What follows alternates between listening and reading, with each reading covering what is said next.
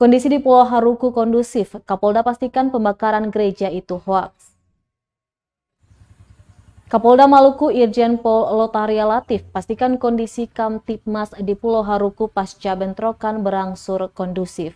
Isu pembakaran gereja di negeri Kariu juga dipastikan tidak benar. Demikian disampaikan Kapolda Maluku kepada Menko Polhukam Mahfud MD melalui video conference Jumat 28 Januari.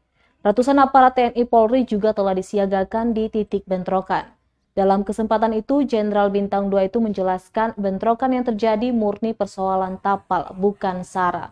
Latif menambahkan dirinya bersama Wakil Gubernur Maluku dan Pangdam Patimura beserta Forkopimda sudah bertemu masyarakat kedua desa yang bertikai dan mendengar langsung kejadian sebenarnya. Kepada Menko Polhukam, Lotaria juga meminta bantuan sosial untuk disalurkan kepada ratusan pengungsi di negeri Aboru.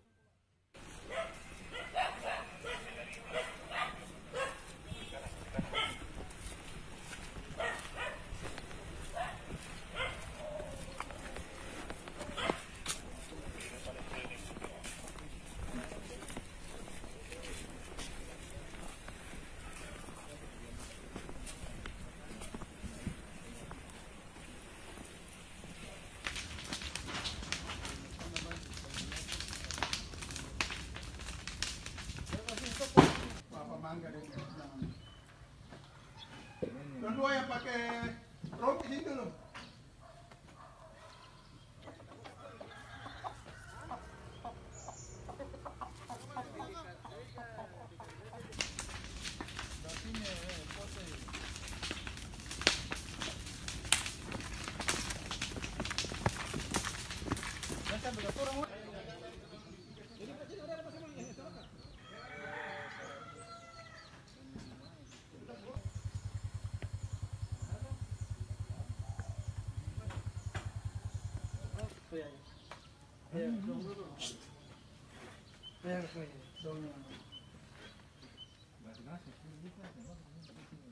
Terima kasih sudah nonton.